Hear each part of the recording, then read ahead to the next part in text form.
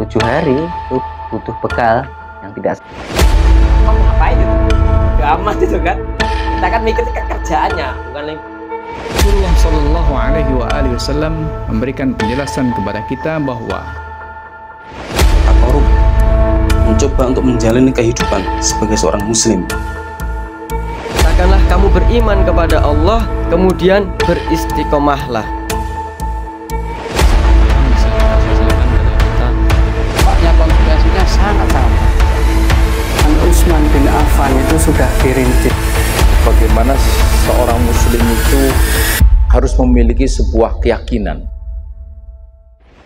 Bismillahirrahmanirrahim. Assalamualaikum warahmatullahi wabarakatuh. Alhamdulillahilladzi hadana lihada wa ma kunna linahtadiya laula an hadanallah. Teman-teman sekalian yang dirahmati Allah Subhanahu wa taala, alhamdulillah kita telah memasuki bulan suci Ramadan, yang mana bulan Allah yang turunkan banyak keberkahan, bulan yang mana Allah turunkan banyak ampunannya, bulan yang mana pintu-pintu surga itu dibuka, sementara pintu-pintu neraka itu ditutup, supaya kita bersungguh-sungguh beramal di bulan ini yang mulia. Alhamdulillah, wassalatu wassalamu ala rasulillah. Alhamdulillah, kita pun panjatkan puji syukur kita kepada Allah Subhanahu wa taala yang telah melimpahkan berbagai rahmat, taufik dan hidayahnya kepada kita, sehingga sesuatu yang semestinya kita jalani dalam hidupan ini kita jalani dengan penuh kesyukuran, dan wujud daripada rasa syukur itu yaitu kita menggunakan segala macam yang telah Allah berikan ini, yang telah Allah titipkan ini sebagaimana mestinya. Allah kasih kita tangan, kita gunakan untuk menolong orang lain, kita gunakan untuk sedekah. Allah kasih kita lisan, kita gunakan untuk berbicara yang baik, kita gunakan untuk menasihati, membaca kalamullah, dan kemudian wujud rasa syukur yang lainnya. Tak lupa sholawat serta salam semoga senantiasa tercurahkan pada baginda yang agung, yaitu Nabi Muhammad Sallallahu Alaihi Wasallam. Beliau adalah manusia yang mulia, yang kita cintai, yang kita rindukan syafaatnya di yaumul kiamah kelak, dan kita berharap juga bisa sesurga bersama beliau di Jannatul Firdaus Al-A'la. Amin Allahumma amin. Teman-teman yang dirahmati Allah Subhanahu wa taala, pada kesempatan kali ini mari kita bahas tentang istiqomah ya. Suatu hari Rasul Shallallahu Alaihi Wasallam pernah ditanya oleh sahabat. Dia bertanya, "Ya Rasul, adakah nasihat untuk saya yang sekiranya kalau saya dapat nasihat itu seolah-olah saya tidak perlu lagi mendapat nasihat? Seolah-olah kalau saya sudah dapat nasihat itu sudah cukup untuk saya gitu." Maka Rasul kemudian menjawab, "Qul amantu billah tsumastaqim." Katakanlah kamu beriman kepada Allah, kemudian beristiqomahlah. Nah, dari sini kita coba mempelajari apa makna daripada istiqomah. Nah, yaitu kita itu berusaha on the track terhadap ketaatan kepada Allah, terhadap menjauhi dari segala macam larangan-larangan yang telah Allah berikan. Nah, mengenai istiqomah ini, teman-teman, ini Allah juga katakan dalam Al-Quran, A'udzubillahi minasyaitonirrajim, innalladzina qalu rabbunallahu tsumastaqamu tatanazzalu alaihimul malaikatu alla takhafu wa la tahzanu wa abshiru bil jannati allati kuntum tu'adun. Nah, sesungguhnya orang-orang yang berkata sesungguhnya Tuhan kami adalah Allah, kemudian dia beristiqomah, maka wala takhafu wala tahzanu, janganlah kamu bersedih, janganlah kamu takut, karena Allah memberikan bisyarah surga dan segala macam kenikmatan di dalamnya. Nah, maka ini penting untuk kita bahas teman-teman sekalian. Apa sih yang bisa membuat seseorang itu istiqomah? Setidaknya ada 3 hal teman-teman. Pertama, yaitu adalah tentang akidah. Kemudian yang kedua yaitu tentang jamaah. Kemudian yang ketiga tentang syariat. Nah, ini 3 hal yang mendukung seseorang, bahkan masyarakat, untuk beristiqomah. Akidah ini adalah, kita bahas satu persatu ya. Akidah adalah seseorang mengetahui Kenapa dia harus melakukan aktivitas tersebut? Ini bukan berkaitan tentang wawasan apa yang harus dilakukan, bagaimana cara melakukannya. Karena kalau kita melihat banyak masyarakat itu tahu hukum sholat itu adalah wajib, bagaimana cara melakukannya, bagaimana doa-doanya. Ternyata dia nggak mau melakukan sholat. Banyak enggak? Banyak gitu. Tapi mengapa dia tidak bersemangat dalam melakukan hal itu? Karena dia tidak tahu mengapa dia harus melaksanakan sholat. Alasan yang kuat menjadikan dia untuk sholat itu apa? Kemudian kenapa dia harus berislam? Kemudian menuhankan Allah ini sebagai satu-satunya Tuhan. Nah, ini sesuatu yang sangat penting, teman-teman. Sebagaimana ketika saya misalkan baru ketemu dengan Anda, kemudian saya menyuruh Anda untuk lari. Tiba-tiba saya nyuruh lari itu 1 kilo misalkan. Tentu Anda akan menolak gitu. Ketika baru ketemu, kemudian meskipun kenal dengan saya menyuruh lari, nggak akan mau. Meskipun Anda tahu cara lari itu bagaimana, kemudian kapan saya menyuruh lari, nggak akan mau. Kecuali Anda paham kenapa saya menyuruh Anda. Semisal ketika sebabnya adalah ada mafia yang mau mengejar Anda dan dia sudah membawa pistol. Kalau Anda tetap di sini nggak mau lari, Anda akan dibunuh. Maka dengan itu Anda akan menerima instruksi itu dengan baik, kemudian siap untuk berlari. Karena apa? Sudah mempunyai strong way, alasan yang jelas kenapa saya harus lari. Begitu pula seorang muslim dengan keimanannya, dia harus mempunyai landasan yang jelas. Kenapa saya harus beriman? Kenapa saya harus menyembah Allah sebagai satu-satunya Tuhan? Buktinya saya harus mempunyai dalil-dalil, kemudian bukti-bukti, baik itu akliyah maupun nakliyah, sehingga keimanan itu nampak jelas dengan bukti-bukti yang ada, dengan pikiran kita itu menangkap dengan jelas tanpa ada keraguan sama sekali. Nah, itu soal keimanan, teman-teman sekalian. Itu soal akidah. Jadi akidah itu soal mendasar, bukan tentang bagaimana cara melakukan sesuatu, bukan tentang bagaimana atau kapan kita melaksanakan sesuatu, tapi lebih pada pondasi awal. Mengapa sih saya harus melakukan itu? Termasuk kenapa sih saya di bulan Ramadan ini harus sungguh-sungguh?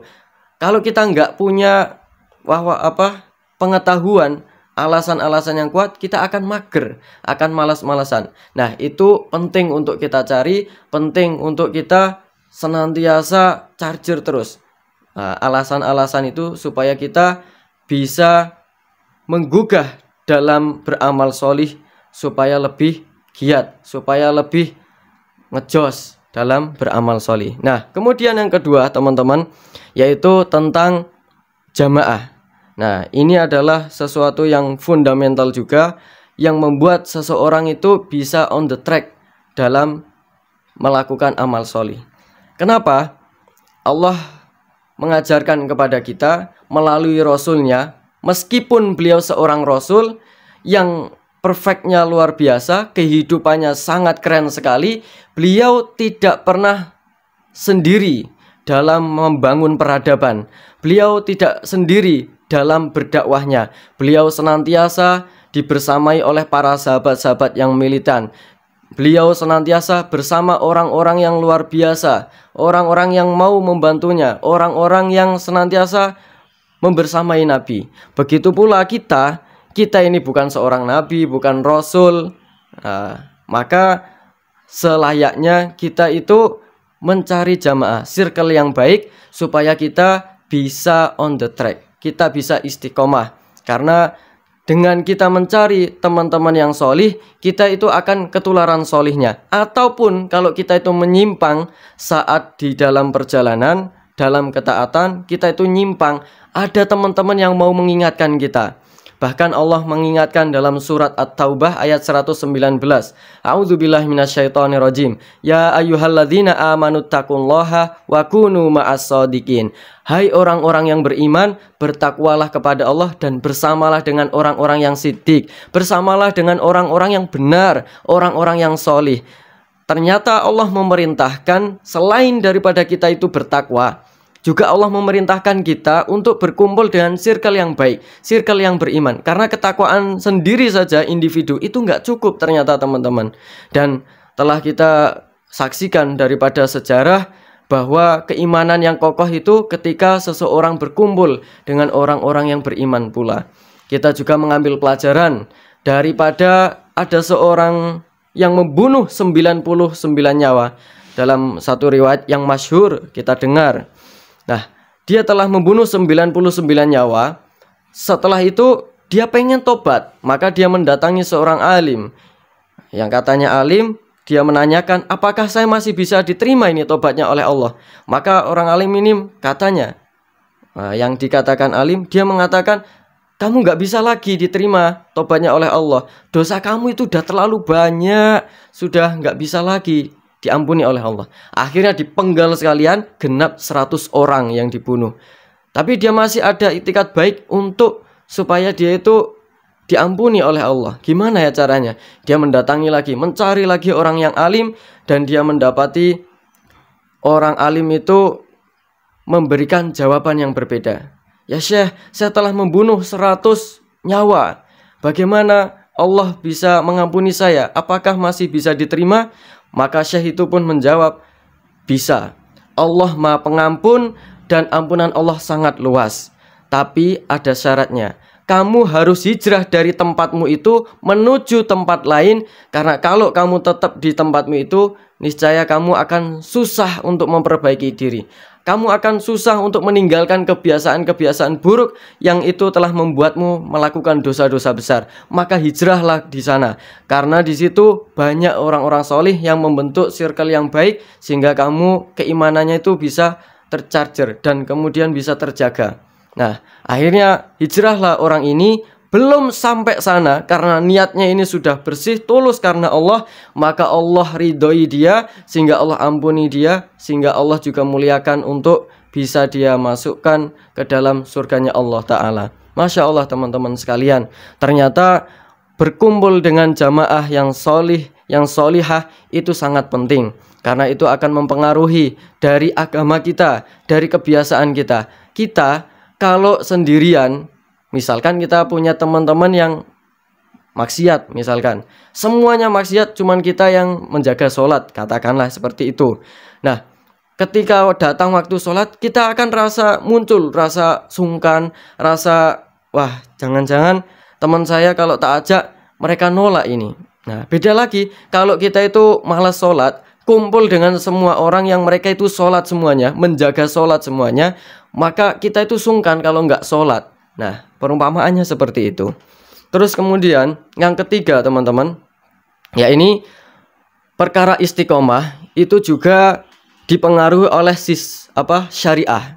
Nah, syariah atau biasa kita kenal dengan sistem.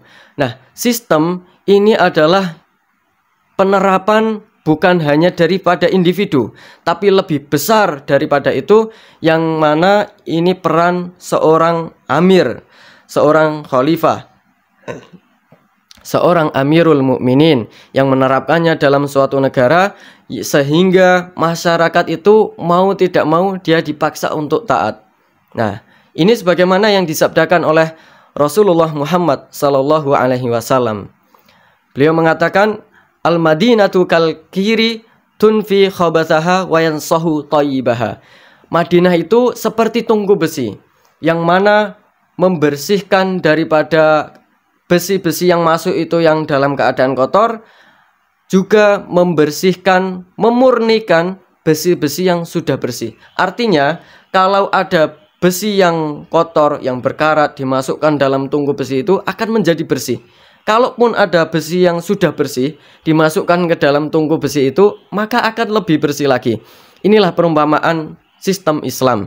Ketika hukum Allah, Al-Quran dan As-Sunnah itu diterapkan dalam sistem kehidupan, maka tentunya orang-orang itu akan bersemangat dalam beramal solih, akan semangat dalam keimanannya, dan ini peran daripada amir, seorang amir. Nah, pentingnya kita untuk senantiasa mengingatkan, baik itu sesama individu seorang muslim, terlebih lagi juga kepada seorang amir atau seorang pemimpin kita yang mengatur urusan umat.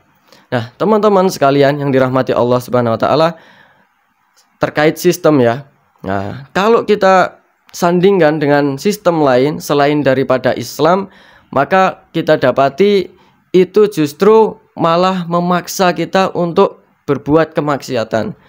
Ya, kita cek sajalah bagaimana di saat ini kita itu dipampangkan dengan iklan-iklan riba. Wah, dengan aplikasi bla bla bla. Kalau pinjam di situ bunganya ringan 0,5% saja, dan itu yang mengiklankan itu dengan berkerudung, kemudian menampakkan seolah-olah dia adalah seorang muslim atau muslimah, tapi mempromosikan dosa riba, yang mana dosanya itu paling kecil adalah seperti menzinai ibunya sendiri. Masya Allah, naudzubillah min dzalik. Atau kemudian kita dipaksa seolah-olah kalau pengen mendapatkan ini, pengen mendapatkan itu, dalam beberapa keadaan kita disuruh untuk seolah-olah menyogok. Nah, seolah-olah kita harus mengeluarkan uang dulu, membayar atasannya dulu supaya kita dapat apa yang kita mau. Dan seolah-olah tersistem seperti itu di keseharian kita dalam kita bermuamalah. Banyak keadaan-keadaan yang seperti itu. Kita dipampangkan di mana-mana, banyak aurat-aurat yang terbuka. Jadi seolah-olah kita itu dipaksa untuk maksiat. Yang mana seharusnya ini kalau 3 daripada unsur untuk kita membuat diri kita ini istiqomah, maka insya Allah terbayang pun itu susah. Kita terbayang untuk berkeinginan maksiat itu sudah tercegah daripada 3 ini kalau ini sudah terpenuhi. Maka teman-teman sekalian, saya mengingatkan pada diri pribadi maupun pada teman-teman sekalian untuk kita senantiasa menjaga keimanan kita ini dengan yang pertama, akidah tadi. Kita mendalami, alasan apa sih saya tuh harus bertuhan kepada Allah Subhanahu wa taala. Ini kalau kita belajar akidah dari nol ya. Kemudian kalau memang Tuhan itu ada, buktinya apa? Kalau Allah itu satu-satunya Tuhan. Nah, kita lihat ternyata Allah mengatakan di surat Al-Fusilat, sanurihim ayatina fil afaqi wa fi anfusim hatta yatabayyana lahum annahul haqq.